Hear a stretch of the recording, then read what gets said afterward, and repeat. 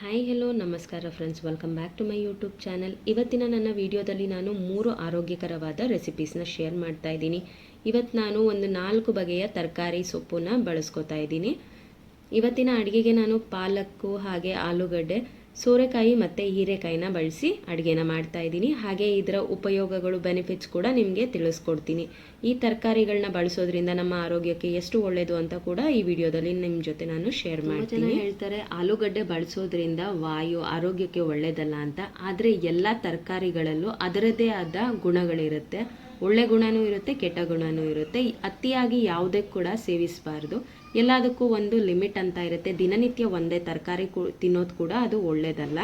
So ಈಗ ನಾವು ಆಲೂಗಡ್ಡೆಯಲ್ಲಿ ಏನೆಲ್ಲ ಪೌಷ್ಟಿಕಾಂಶ ಇರುತ್ತೆ ಅಂತ ತಿಳ್ಕೊಳ್ಳೋಣ. ವಿಟಮಿನ್ ಸಿ, ಪೊಟ್ಯಾಷಿಯಂ ಹಾಗೆ ಆಂಟಿ ಆಕ್ಸಿಡೆಂಟ್ ಕೂಡ. ಇದನ್ನು ನಾವು ವಾರಕ್ಕೆ ಒಂದ್ಸಲಿ ಬಳಸೋದ್ರಿಂದ ಆರೋಗ್ಯಕ್ಕೆ ಒಳ್ಳೆಯದಂತ ನಾವು ದಿನ ಬಳಸೋದ್ರಿಂದ ಅದು ಆರೋಗ್ಯಕ್ಕೆ ಕೆಟ್ಟದೇ ಆಗುತ್ತೆ. ಸೊ ವಾರಕ್ಕೆ ಒಂದ್ಸಲಿ ಬಳಸೋದು ಬೆಸ್ಟು.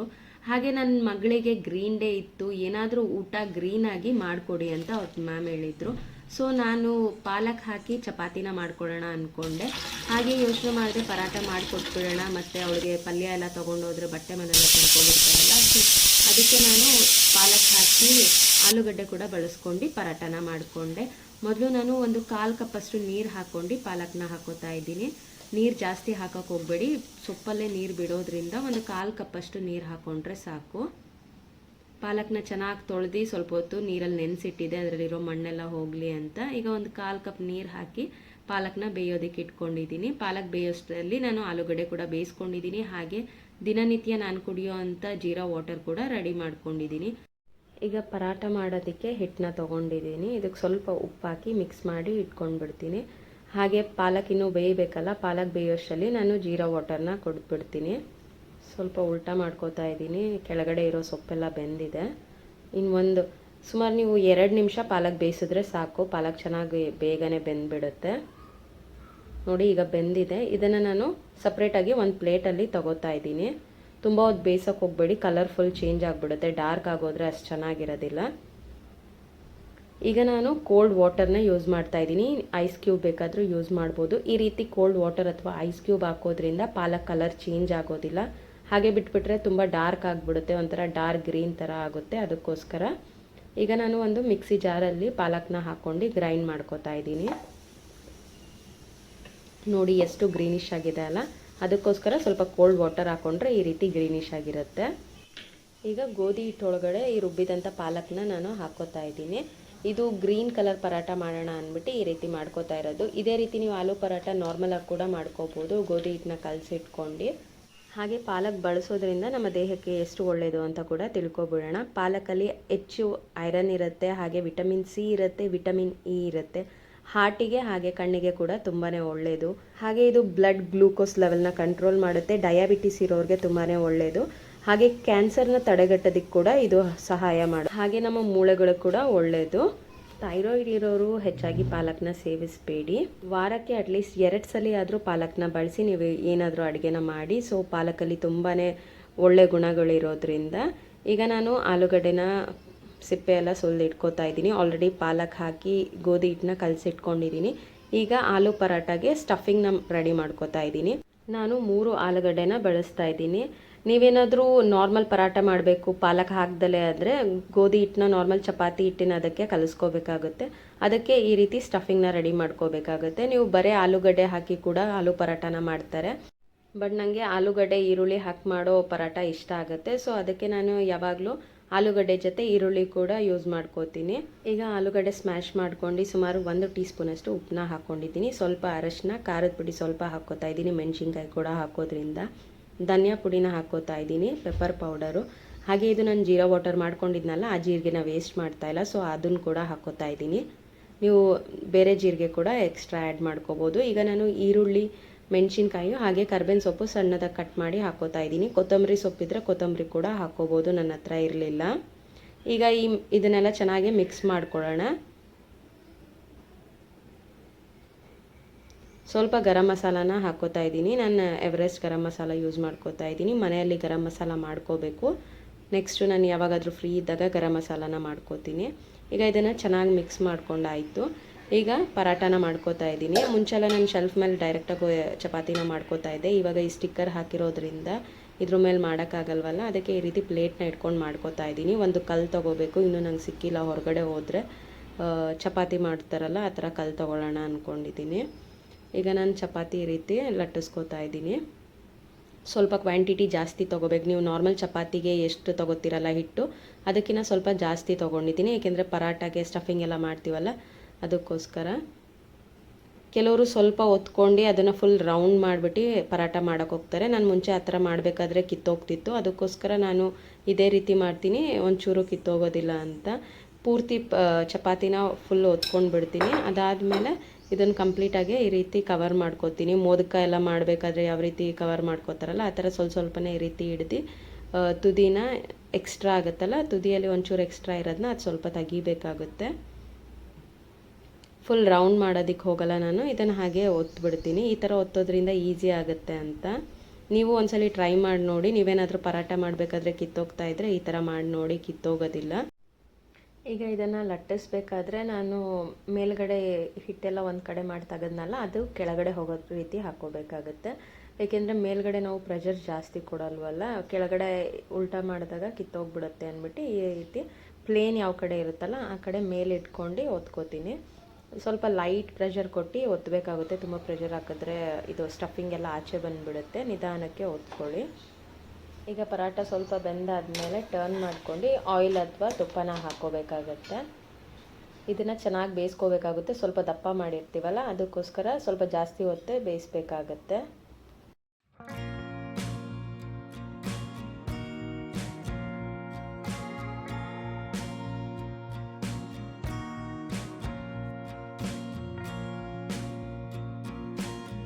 ಹೆಲ್ದಿಯಾದ ಪಾಲಕ್ ಆಲೂ ಪರಾಟ ರೆಡಿಯಾಗಿದೆ. ನೀವು ಈ ರೀತಿ ನಿಮ್ಮ ಮಕ್ಕಳಿಗೆ ಅಥವಾ ನಿಮ್ಮ ಮನೇಲಿ ಮಾಡಿ ನೋಡಿ. ತುಂಬಾ ಟೇಸ್ಟಿಯಾಗಿ ಕೂಡ ಇರುತ್ತೆ. ಹಾಗೆ ಮಕ್ಕಳು ಎಲ್ಲ ಥರದ ತರಕಾರಿ ಕೂಡ ತಿಂತಾರೆ. ಸ್ಕೂಲಲ್ಲಿ ಗ್ರೀನ್ ಡೇ ಸೆಲೆಬ್ರೇಷನ್ ಮಾಡಿದ್ರಲ್ಲ, ಅದ್ರ ಒಂದು ಚಿಕ್ಕ ಬೈಕ್ನ ಹಾಕಿದ್ದೀನಿ.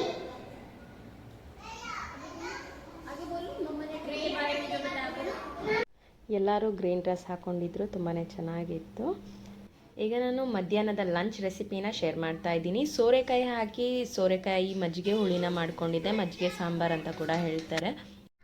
ಹಾಗೆ ನಾನು ಹೀರೆಕಾಯಿನ ಹಾಕಿ ಹೀರೆಕಾಯಿ ಹೆಣ್ಗಾಯಿನ ಮಾಡ್ಕೊಂಡಿದ್ದೆ. ಹೀರೆಕಾಯಿ ಹೆಣ್ಗಾಯಿ ಬಂದು ನನ್ನ ಫ್ರೆಂಡು ನನಗೆ ಈ ರೆಸಿಪಿನ ಹೇಳಿದ್ದು. ಅವಳು ಮಾಡಿದ್ಲಂತೆ, ಚೆನ್ನಾಗಿತ್ತು ಅಂತ ಹೇಳ್ತಾ ಇದ್ಲು. ಸೊ ನಾನು ಒಂದ್ಸರಿ ಟ್ರೈ ಮಾಡೋಣ ಅಂದ್ಬಿಟ್ಟು ಹೀರೆಕಾಯಿ ಹಾಕಿ ಹೆಣ್ಗಾಯಿನ ಮಾಡ್ಕೊತಾ ಇದ್ದೀನಿ. ಸ್ವಲ್ಪ ಎಳೆದಾಗಿರೋ ಹೀರೆಕಾಯಿನ ತೊಗೋಬೇಕಾಗುತ್ತೆ. ಹೀರೆಕಾಯಿ ಈ ರೀತಿ ಪೀಲ್ ಮಾಡ್ಕೊಳ್ಳಿ. ಸ್ವಲ್ಪ ಅಂದರೆ ದೊಡ್ಡದಾಗೆ ಜಾಸ್ತಿನೇ ತೆಗಿಬೇಕಾಗುತ್ತೆ ಸಿಪ್ಪೆ ಎಲ್ಲ. ಈಗ ದೊಡ್ಡದಾಗೆ ಕಟ್ ಮಾಡ್ಕೋತಾ ಇದ್ದೀನಿ. ಈ ರೀತಿ ನೋಡ್ತಾ ಇರ್ಬೋದಲ್ಲ ನಾನು ಎಷ್ಟು ದೊಡ್ಡದಾಗಿ ಮಾಡ್ಕೊಂಡಿರ್ತಾ ಇದ್ದೀನಿ ಅಂತ. ನೀವು ಬದನೆಕಾಯಿ ಹೆಣ್ಗಾಯಿ ಎಲ್ಲ ಮಾಡ್ಕೊಂಡಿದ್ರೆ ಸೇಮ್ ಸ್ವಲ್ಪ ಅದೇ ರೀತಿನೇ ಬರುತ್ತೆ ಮಸಾಲ ಸ್ಟಫಿಂಗ್ ಎಲ್ಲ. ಈಗ ಇದನ್ನು ಸ್ವಲ್ಪ ಈ ರೀತಿ ಮೇಲ್ಮೇಲೆ ಕಟ್ ಮಾಡ್ಕೋಬೇಕಾಗುತ್ತೆ. ತುಂಬ ಫುಲ್ ಕಟ್ ಮಾಡ್ಕೊಳಕ್ಕೆ ಹೋಗಬೇಡಿ. ಹಿಂದೆ ಕವರ್ ಇರಬೇಕು. ಮೇಲೆ ಮಾತ್ರ ಈ ರೀತಿ ಕಟ್ ಮಾಡ್ಕೊಳ್ಳಿ. ಸೊ ಚೆನ್ನಾಗಿ ಬೇಯಲಿ, ಮಸಾಲ ಎಲ್ಲ ಅಂಟ್ಲಿ ಅಂದ್ಬಿಟ್ಟು.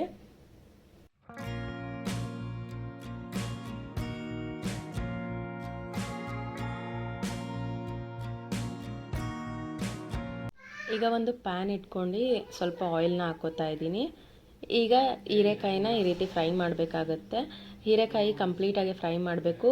ಈ ರೀತಿ ಫ್ರೈ ಮಾಡಬೇಕಾದ್ರೆ ಹೀರೆಕಾಯಿಂದ ಸ್ವಲ್ಪ ನೀರು ಕೂಡ ಬರುತ್ತೆ. ಹೀರೆಕಾಯಿ ನೀರು ಬಿಡುತ್ತಲ್ಲ, ಅದರಿಂದ ಚೆನ್ನಾಗಿ ಫ್ರೈ ಮಾಡ್ಕೋಬೇಕಾಗುತ್ತೆ. ಕಂಪ್ಲೀಟಾಗಿ ಎಲ್ಲ ಸೈಡ್ಸು ಫ್ರೈ ಮಾಡ್ಕೊಳ್ಳಿ. ಸೊ ನಾನು ಒಂದೊಂದೇ ಸೈಡ್ನ ಈ ರೀತಿ ಫ್ರೈ ಮಾಡಿಕೊಂಡೆ.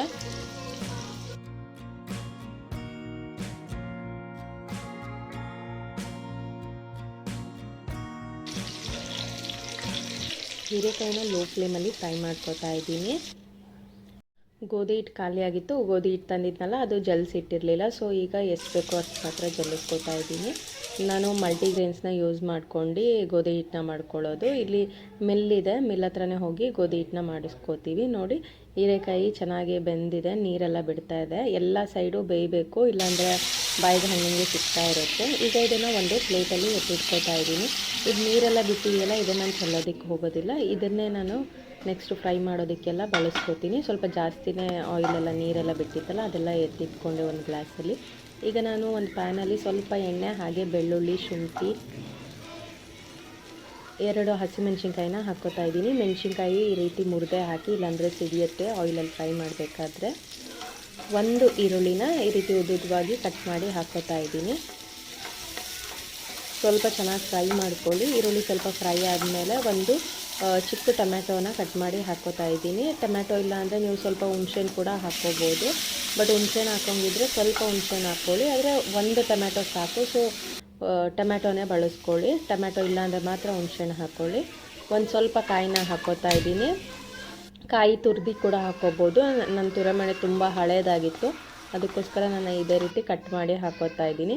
ಈಗ ಸಪ್ರೇಟ್ ಒಂದು ಪ್ಯಾನಲ್ಲಿ ಕಡಲೆ ಬೀಜನ ಈ ರೀತಿ ಡ್ರೈ ರೋಸ್ಟ್ ಮಾಡ್ಕೋಬೇಕಾಗತ್ತೆ. ಈಗ ನಾವು ಫ್ರೈ ಮಾಡಿದ್ವಲ್ಲ ಈರುಳ್ಳಿ, ಶುಂಠಿ, ಬೆಳ್ಳುಳ್ಳಿ ಎಲ್ಲ ಸ್ವಲ್ಪ ತಣ್ಣಗಾದ್ಮೇಲೆ ಒಂದು ಮಿಕ್ಸಿ ಜಾರಲ್ಲಿ ಹಾಕ್ಕೋತಾ ಇದ್ದೀನಿ. ಹಾಗೆ ಕಡಲೆ ಬೀಜನ ಲೋ ಫ್ಲೇಮಲ್ಲಿ ಡ್ರೈ ರೋಸ್ಟ್ ಮಾಡ್ಕೊಂಡಿದ್ನಲ್ಲ ಅದನ್ನು ಇದ್ರ ಜೊತೆಗೆ ಹಾಕ್ಕೋತಾ ಇದ್ದೀನಿ. ನೀವು ಬೇಕಾದರೆ ಲಾಸ್ಟಲ್ಲಿ ಸಪ್ರೇಟಾಗಿ ಗ್ರೈಂಡ್ ಮಾಡಿ ಕೂಡ ಕಡಲೆ ಬೀಜನ ಹಾಕ್ಕೋಬೋದು, ಬಟ್ ನನ್ನ ಹಸ್ಬೆಂಡ್ಗೆ ಸ್ವಲ್ಪ ಹಸಿ ಅನಿಸುತ್ತೆ ಅಂತಾರೆ. ಅಂದರೆ ನನಗೇನು ಆ ಥರ ಅನಿಸಿಲ್ಲ.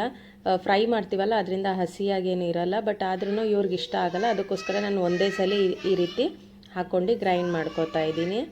ಹಾಗೆ ಸ್ವಲ್ಪ ಖಾರದ ಪುಡಿ, ಒಂದು 2 ಟೀ ಸ್ಪೂನಷ್ಟು ಧನಿಯಾ ಪುಡಿನ ಹಾಕ್ಕೋತಾ ಇದ್ದೀನಿ. ಖಾರ ನೋಡಿ ಹಾಕ್ಕೊಳ್ಳಿ, ಆಲ್ರೆಡಿ ಹಸಿಮೆಣ್ಸಿನ್ಕಾಯಿ ಹಾಕಿರೋದ್ರಿಂದ.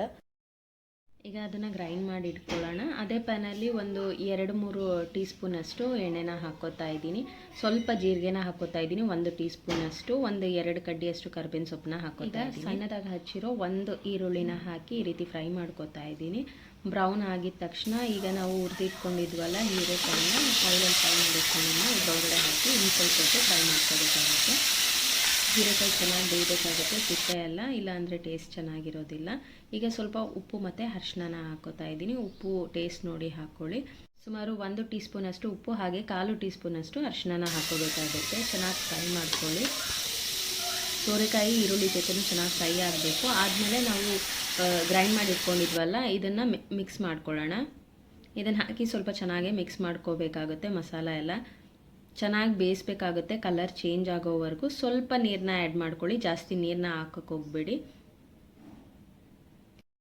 ನೀವು ರುಬ್ಬೇಕಾದ್ರೆ ಕೊತ್ತಂಬರಿ ಸೊಪ್ಪು ಕೂಡ ಹಾಕೋಬೋದು, ಇಲ್ಲಾಂದರೆ ಇವಾಗೂ ಕೂಡ ಕಟ್ ಮಾಡಿ ಹಾಕೋಬೋದು. ತುಂಬ ತೆಳುವಾಗಿ ಮಾಡೋಕ್ಕೆ ಹೋಗಬೇಡಿ, ಸ್ವಲ್ಪ ಗೊಜ್ಜು ಥರನೇ ಇರಬೇಕು. ಇದರಲ್ಲಿ ನೀವು ಚಪಾತಿ, ಅನ್ನ ಎರಡೂ ಕೂಡ ತಿನ್ಕೋಬೋದು, ತುಂಬಾ ಟೇಸ್ಟಿಯಾಗಿರುತ್ತೆ. ಈಗ ಇದನ್ನು ಪ್ಲೇಟ್ ಮುಚ್ಚಿ ಸ್ವಲ್ಪ ಹೊತ್ತು ಚೆನ್ನಾಗಿ ಬೇಯಿಸ್ಕೋಬೇಕಾಗತ್ತೆ. ಈಗ ಈ ಕಡೆ ನಾನು ಸೋರೆಕಾಯಿ ಮಜ್ಜಿಗೆ ಹುಳಿಗೆ ರೆಡಿ ಮಾಡ್ಕೋತಾ ಇದ್ದೀನಿ. ಸ್ವಲ್ಪ ಎಣ್ಣೆ, 1/4 ಟೀ ಸ್ಪೂನಷ್ಟು ಮೆಂತ್ಯ ಹಾಕ್ಕೊಂಡಿದ್ದೀನಿ. ಒಂದು 10 ಕಾಳಷ್ಟು ಮೆಣಸು ಹಾಕ್ಕೊಂಡಿದ್ದೀನಿ. ಜೀರಿಗೆ 1 ಟೀ ಸ್ಪೂನಷ್ಟು, ಸ್ವಲ್ಪ ಧನಿಯಾ ಬೀಜಗಳನ್ನ ಹಾಕ್ಕೊಂಡಿದ್ದೀನಿ. ಧನಿಯಾನ ಒಂದು ಟೀ ಸ್ಪೂನಷ್ಟು ಧನಿಯಾ ಹಾಕ್ಕೊಂಡಿದ್ದೀನಿ. 1 ಇಂಚು ಶುಂಠಿ, ಹಾಗೆ 2 ಮೆಣಸಿನ್ಕಾಯಿನ ಹಾಕ್ಕೋತಾ ಇದ್ದೀನಿ. ಇದನ್ನು ಸ್ವಲ್ಪ ಚೆನ್ನಾಗಿ ಫ್ರೈ ಮಾಡ್ಕೋಬೇಕಾಗುತ್ತೆ. ಸ್ವಲ್ಪ ಕರ್ಬೇವಿನ ಸೊಪ್ಪು ಹಾಕ್ಕೋತಾ ಇದ್ದೀನಿ. ಲೋ ಫ್ಲೇಮಲ್ಲಿ ಚೆನ್ನಾಗಿ ಫ್ರೈ ಮಾಡ್ಕೊಳ್ಳಿ. ಸ್ವಲ್ಪ ಕಾಯಿನ ತುರಿದು ಹಾಕ್ಕೊಳ್ಳಿ, ನಾನು ಕಟ್ ಮಾಡೇ ಹಾಕ್ಕೋತಾ ಇದ್ದೀನಿ.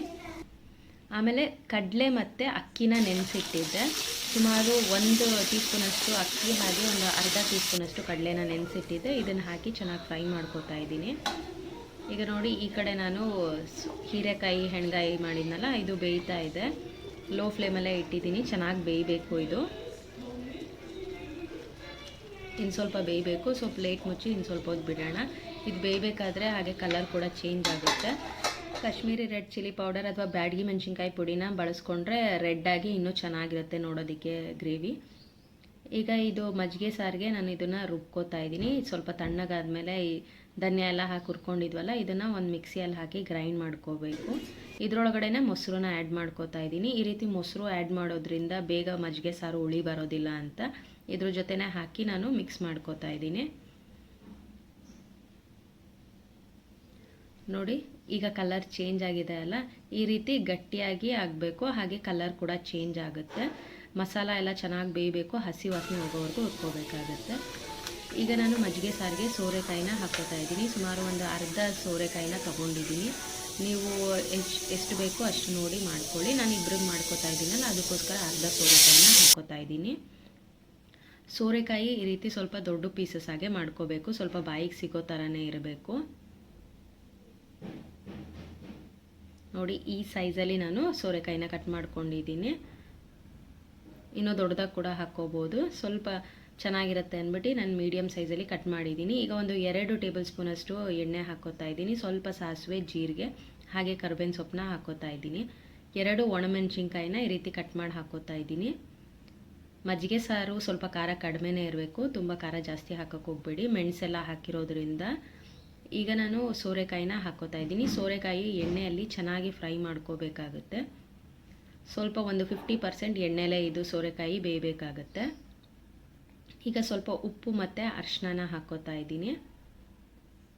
ಅರಿಶಿನ ಬೇಕಾದರೆ ನೀವು ಸ್ಕಿಪ್ ಮಾಡ್ಬೋದು, ಮಜ್ಜಿಗೆ ಸಾರು ವೈಟ್ ಕಲರಾಗಿ ಬರಬೇಕಂದ್ರೆ. ಅರಿಶಿನದಲ್ಲಿ ಆ್ಯಂಟಿಬಯೋಟಿಕ್ಸ್ ಇರೋದ್ರಿಂದ ಒಗ್ಗರಣೆಗೆ ಹಾಕೋದ್ರಿಂದ ಕ್ರಿಮಿಕೀಟಗಳೆಲ್ಲ ಇದ್ದರೆ ಸಾಯುತ್ತೆ ಅಂದ್ಬಿಟ್ಟು ಅರಿಶಿನ ಬಳಸೋದು ಒಳ್ಳೆಯದು. ಸ್ವಲ್ಪ ನೀರನ್ನ ಹಾಕಿ ಸೋರೆಕಾಯಿನ ಬೇಯಿಸ್ಕೊತಾ ಇದ್ದೀನಿ. ಸೋರೆಕಾಯಿ ಬೇಯೋದಕ್ಕೆ ಎಷ್ಟು ನೀರು ಬೇಕೋ ಅಷ್ಟು ನೋಡ್ಕೊಂಡು ಹಾಕ್ಕೊಳ್ಳಿ. ಈಗ ನಾನು ಗ್ರೈಂಡ್ ಮಾಡ್ಕೊಂಡಿದ್ನಲ್ಲ ಆ ಮಿಶ್ರಣನ ಹಾಕೋತಾ ಇದ್ದೀನಿ. ಇದನ್ನು ಹಾಕಿ ಚೆನ್ನಾಗಿ ಮಿಕ್ಸ್ ಮಾಡ್ಕೊಳ್ಳಿ. ಇದಾಗೋಷ್ಟರಲ್ಲಿ ಹಾಗೆ ಜೊತೆಗೆ ನಾನು ಚಪಾತಿ ಕೂಡ ಮಾಡ್ಕೋತಾ ಇದ್ದೀನಿ. ನೀರು ನೋಡಿ ಹಾಕ್ಕೊಳ್ಳಿ, ತುಂಬ ತೆಳುವಾಗಿ ಮಾಡೋಕ್ಕೆ ಹೋಗಬೇಡಿ. ಮಜ್ಜಿಗೆ ಸಾರು ಸ್ವಲ್ಪ ಗಟ್ಟಿಯಾಗೇ ಇರಬೇಕು. ಅಕ್ಕಿ ಮತ್ತು ಕಡಲೆಬೇಳೆ ಹಾಕಿರ್ತೀವಲ್ಲ, ಇದು ಬಿಸಿ ಆಗ್ತಾ ಆಗ್ತಾ ಸ್ವಲ್ಪ ಗಟ್ಟಿ ಬರುತ್ತೆ. ರುಚಿ ಹಾಗೆ ಆರೋಗ್ಯಕರವಾದ 3 ರೆಸಿಪೀಸ್ನ ನಿಮ್ಮ ಜೊತೆ ಶೇರ್ ಮಾಡಿದ್ದೀನಿ. ಈ ವಿಡಿಯೋ ನಿಮಗೆ ಇಷ್ಟ ಆಗಿದ್ರೆ, ಯೂಸ್ಫುಲ್ ಆಗಿದ್ದರೆ ನನ್ನ ಚಾನಲ್ನ ಸಬ್ಸ್ಕ್ರೈಬ್ ಮಾಡದೆ ಯಾರೆಲ್ಲ ವಿಡಿಯೋನ ನೋಡ್ತಾ ಇದ್ದೀರಾ ದಯವಿಟ್ಟು ನನ್ನ ಚಾನಲ್ನ ಸಬ್ಸ್ಕ್ರೈಬ್ ಮಾಡಿ, ಸಪೋರ್ಟ್ ಮಾಡಿ, ಹಾಗೆ ಕಮೆಂಟ್ ಕೂಡ ಮಾಡಿ. ನಿಮ್ಮ ಕಮೆಂಟ್ ನಮಗೆ ತುಂಬಾ ಯೂಸ್ಫುಲ್ ಆಗುತ್ತೆ. ಹಾಗೆ ನೈಟ್ ನಾವು ಪಾರ್ಕಿಗೆ ಹೋಗಿದ್ವಿ, ಸ್ಮೃತಿವನ್ ಅಂತ. ತುಂಬಾ ಚೆನ್ನಾಗಿತ್ತು. ನೈಟಲ್ಲಿ ಹೋಗಿದ್ವಿ. ಡೇ ಟೈಮಲ್ಲಿ ಹೋದಾಗ ಕಂಪ್ಲೀಟ್ ವೀಡಿಯೋನ ಮಾಡಿ ನಿಮ್ಮ ಜೊತೆ ಶೇರ್ ಮಾಡ್ತೀನಿ. ಈ ವಿಡಿಯೋ ನಿಮಗೆ ಇಷ್ಟ ಆಗಿದ್ರೆ ಲೈಕ್ ಕಮೆಂಟ್ ಮಾಡಿ. Thank you so much. ಮತ್ತು ನೆಕ್ಸ್ಟ್ ವಿಡಿಯೋದಲ್ಲಿ ಸಿಗೋಣ. ಹೀಗೆ ನನ್ನ ವಿಡಿಯೋನ ನೋಡ್ತಾ ಇರಿ, ಸಪೋರ್ಟ್ ಮಾಡಿ. ಬಾಯ್ ಬಾಯ್.